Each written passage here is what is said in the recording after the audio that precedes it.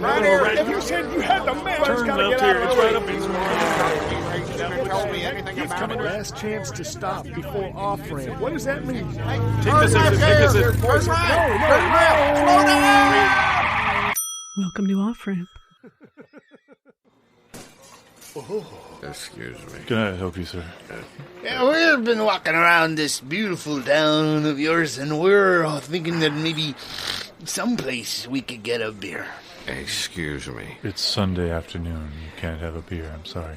Listen, my good sir, I know that it's Sunday afternoon, but my friend and I are in town. Excuse me. Only for a little bit of time, and you see that my friend is very thirsty.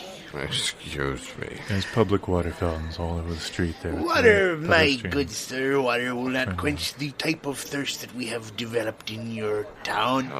And only a place that serves such tasty, delicious treats as yours can do that for us. Excuse me. Is your friend okay? He looks a little wan. Wine would be good. I'm trying to finish my thesis. My friend and I, Dr. Harvey, Thank you. would like to have a drink. Something to drink. Excuse me. We have Shirley Temples. That would be a good place to start, but we've already started. Excuse me. Dr. Harvey has something to say.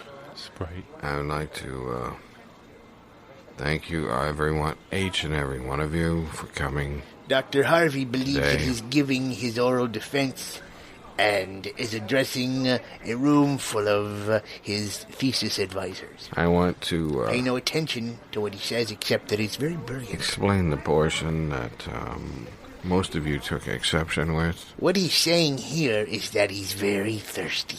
Excuse me, but I cannot, in good conscience, allow that statement to be made without taking exception. What Dr. Harvey is saying now is that he would like something to drink. He thanks you for your brutality and would like something to drink now. We're very busy here, as Yes, you can see. you can see that Dr. Harvey is very Excuse me. busy too. Excuse me. Would you like some iced tea? We have been wandering your town known for all iced tea. afternoon looking for something to drink. I have some I think quinine. Dr. Harvey has something to say. In defense of my position, it is an irrefutable fact and well documented. Should I call someone? Excuse me. What Dr. Harvey is saying is that old Granddad, 3 fingers straight up would be good. I don't know if you saw the signs. This is a Sunday afternoon is a dry time in our town. It's very family-friendly town. Certainly is. We try to keep people from, drinking and going to church, things like that. It's a family funny you town. should You're welcome to mention be in our town, church but it's a because family Dr. town. Harvey is a theologist. Excuse me. I don't see a collar. The salvation of the sinner cannot be accomplished without. What Dr. Harvey is trying to say is that his collars are worn on the inside, where they can do the most good.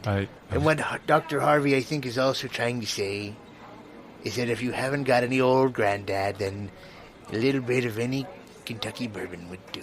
Do you always speak for Dr. Harvey? Excuse me. I think what Dr. Harvey is trying to say is that I do not speak for Dr. Harvey. I speak on his behalf.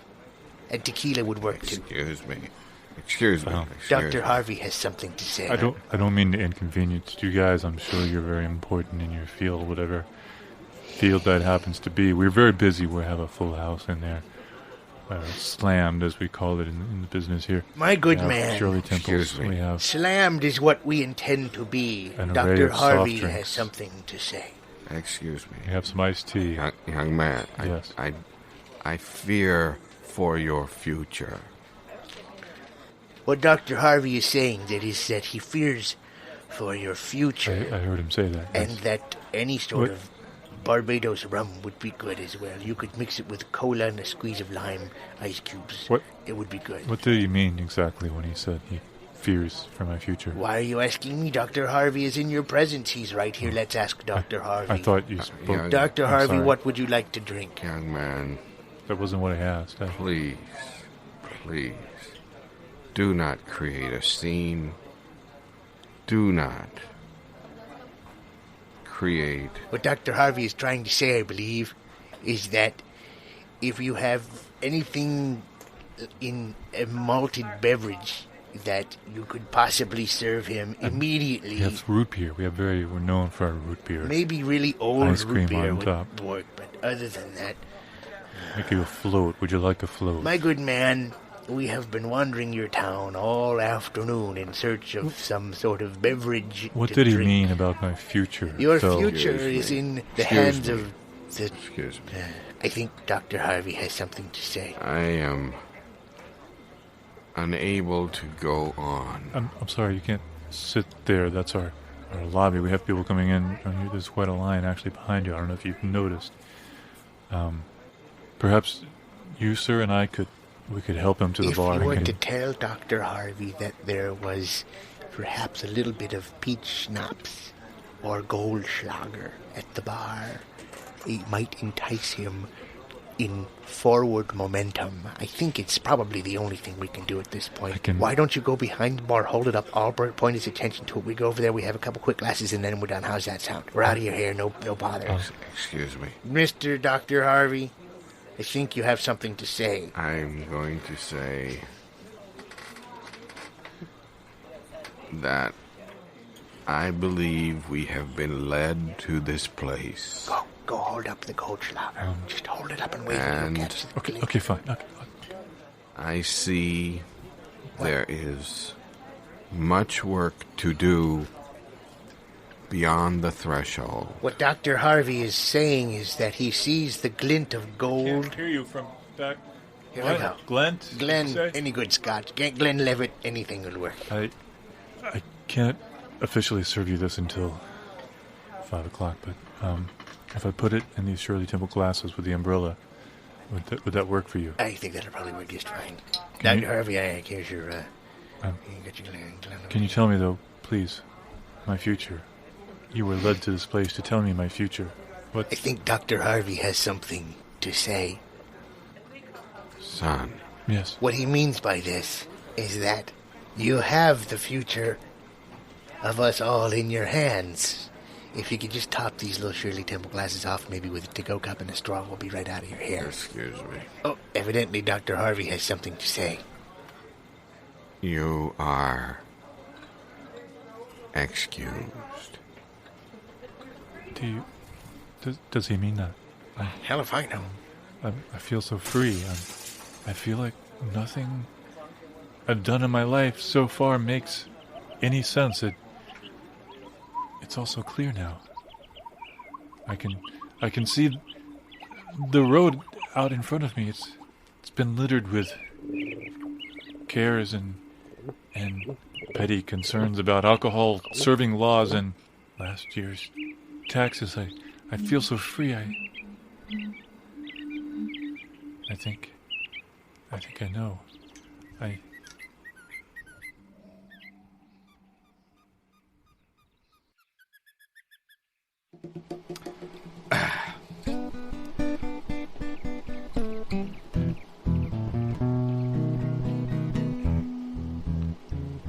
I'd like to talk about seasonal depression.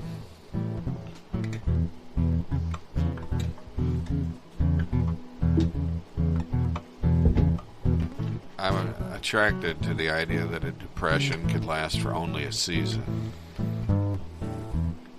Which one in particular? That's my problem. Yes. I can't make up my mind. Inability to make decisions is one of the first signs of depression. First I thought I got depressed in the fall because everything was dying and it just kind of made me blue. Very common in the human condition. Then I noticed it was happening in the winter too.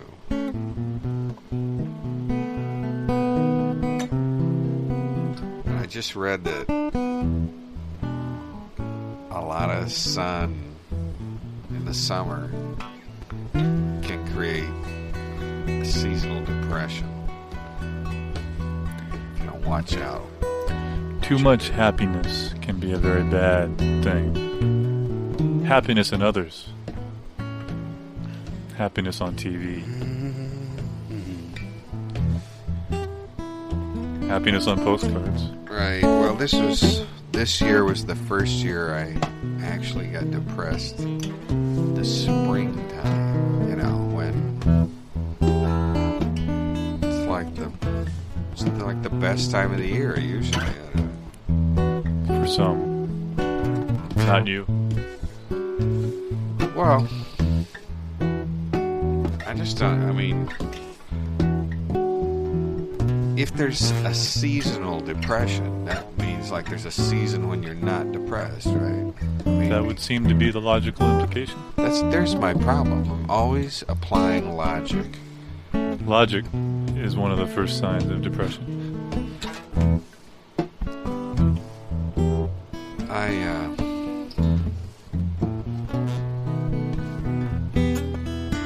Sleep a lot. I wish I could.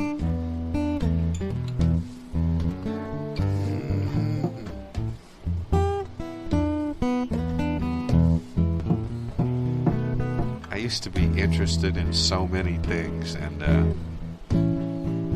I don't really. It's just nothing I really care about anymore. I mean, nothing seems all that important, you know? What did you used to care about? I can't really remember.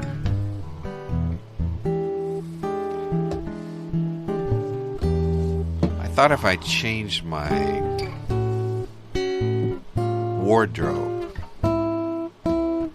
the clothes I was wearing, then I tried my hairstyle and hair color and changed girlfriends 3 or 4 times. I remember you changing your girlfriend's hair color. One of them liked it. None of it really seemed to matter.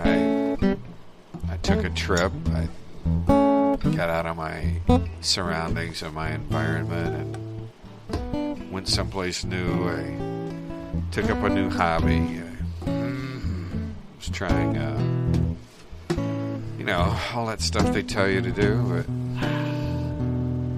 nothing worked. Still had that seasonal depression.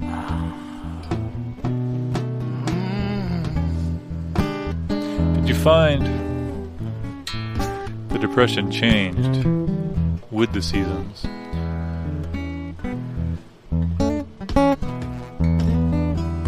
Yeah. From blue to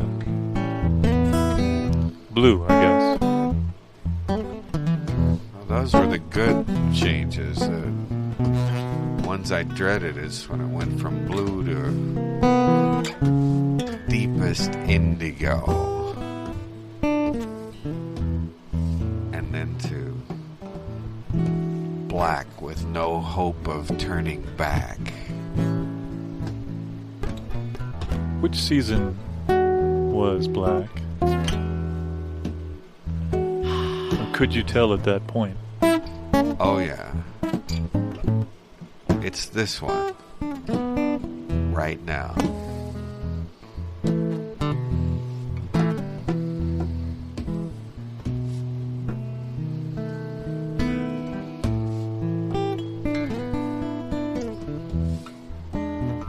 But I'm optimistic, you know, because they said it's just season. Yeah.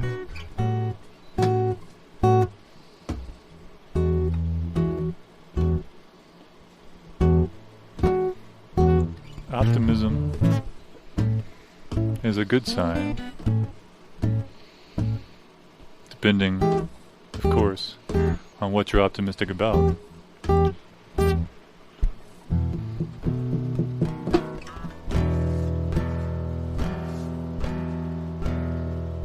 Can I cut it short today? I'm kind of late. I'll pay you next time, all right? Thank you. Good night, everybody. Is this real? I can't quite see it from here. You're declaring bankruptcy? I guess I'm declaring it. I'm filing for it. I'm living it. I don't think there's any other way for me to go after the trouble I've been through, and you seem to be a merciful sort. I thought maybe that I could show you these filings, these paperwork, and you could... Really, none of this is of interest to us. It's simple. Look, some of this is on yellow paper. Look, this is a legal pad. This is why I came here. You're not bankrupt if you could afford a legal pad. What about my shoes? Brogan. That's good. You came in with them unpolished. Unpolished, untied, and they're on backwards. You see? Suddenly your case interests me. I thought so. How much do you owe exactly? Oh, exactly. What does that really mean?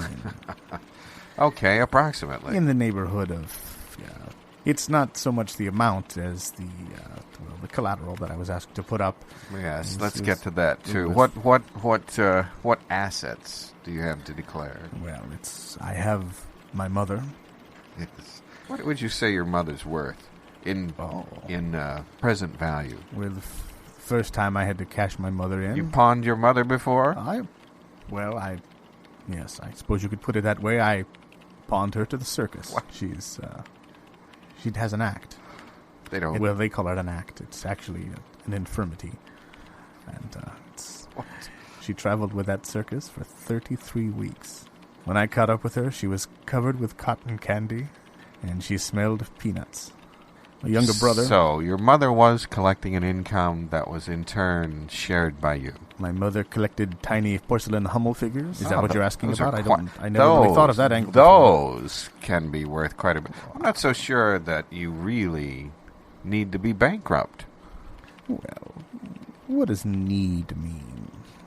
Bankrupt, what does that mean? Listen, they have these... I'm not supposed to say this, but they have these services where you can consolidate your debt. Oh, I've done that. You'll get those people to quit calling you around dinner time. That's 7 o'clock in the morning. You can... What will there be left for me when those calls stop? All I'll have is the backward Brogan shoes, my somewhat sweaty circus mother, and my younger brother. Your younger brother? Yes. What is he worth? To me, he's worth... I don't know, $50, $60 maybe? I mean, he's small. He's a small fellow. Let's see. All right, he's trainable. I'm double-jointed. Did I ever mention that? Well, that's... Look at this. It's not as unusual as you might think. That's Have you ever seen anyone do this That's before? Great. Well, I'm just going to have to set another... We're going to set this aside. Okay. Well, I'll be sitting over here. No, we're going to set you have to go home. I'm going to go home now. Come back on another day. I'll be back on another day. You'll be notified in the mail. I'm going to walk out backwards now. My shoes will go out frontwards. You're a very talented young man. Thank you.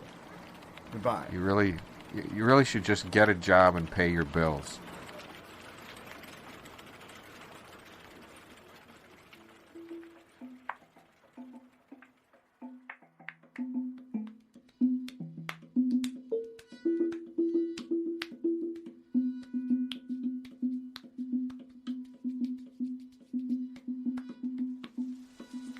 Are you calling me a duck à l'orange? I'm calling you a frog à la pêche. I'm calling you a fried ball of dough with powdered sugar and some sort of jelly or marmalade. I'm calling you a cubist canard. You know what you are? You are a turkey drumstick which has been roasted, broiled, marinated, and then wrapped in foil to give to the little children who think, oh, what a giant chicken leg. But no, you are not a giant chicken leg. You are a turkey drumstick. You are quite delicious, and you cost, $3 or $4. But you are worth it because there's nothing so nice. You are almost like ham. You are so marinated. You have got quite a sense of imagination. I'm not even finished with what you are. You remind me of petit foie gras. Oh, so I'm fatted goose liver. You are like the stuffed goose which we have rammed down the throat of the little ones who cannot stand to be in your classroom. You have sent all of these children's brains home empty day after day, night after night. It is as if they have been vacuumed clean. As if their brains have been emptied of all knowledge? You are not only not imparting knowledge, you are removing it. I am negative knowledge. You are removing. I'll get back to you. These people are in. What are you? Continue. Will you tell these moving people we are not in the mood to move? Listen, I will sit on this sofa and insult my friend as long as I need to. Does this putrid lamp go? This is none of your affair. Well, he called you lamp putrid. The putrid lamp stays. Don't worry about the putrid lamp. This is not a putrid lamp. Why don't you take his ridiculously overstuffed end table and throw it out in the yard? I will not retrieve it once again. I was talking to him. I do not care. You were Why? He was. Does this yellow pile of vomit you call a couch, does it go with us? These people are. They are all critics. They are unbelievable. It is almost insulting. I would not sit my dog on this couch if he had rabies and fleas. Well, perhaps you could tell us what you would be happy to move. And mange.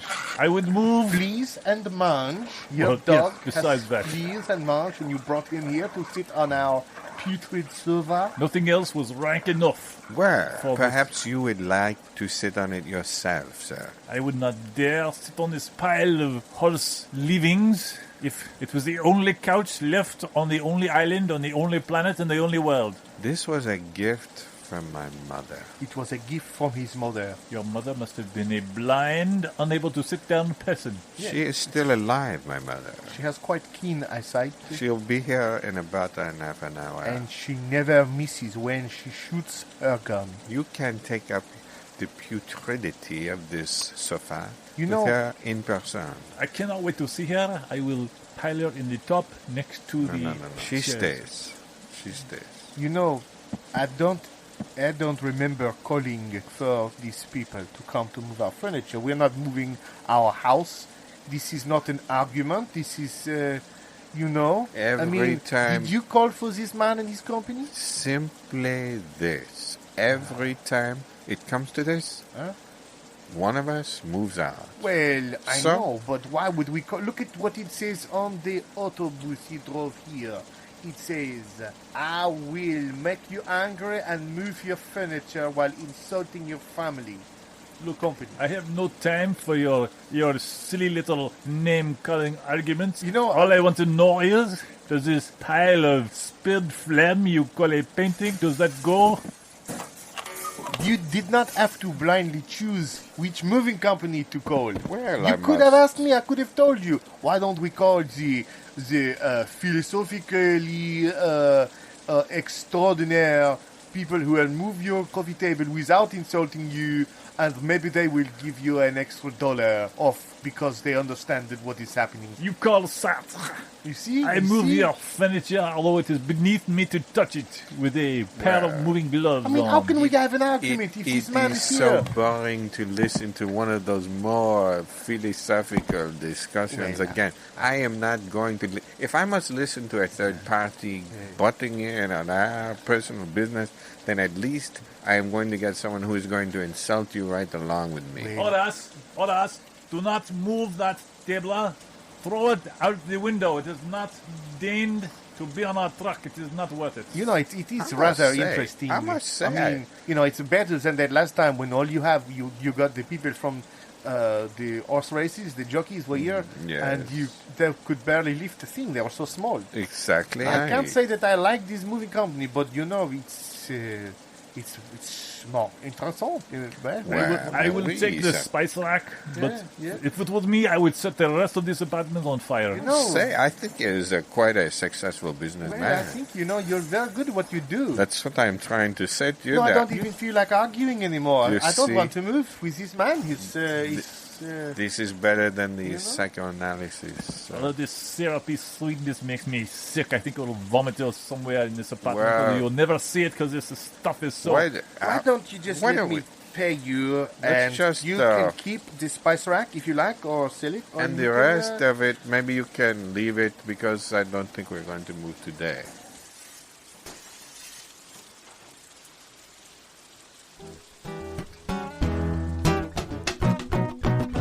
This show was improvised by Gary Bass, Matthew Cowley, and Dave Waterman, and edited by Sheila Daughtry.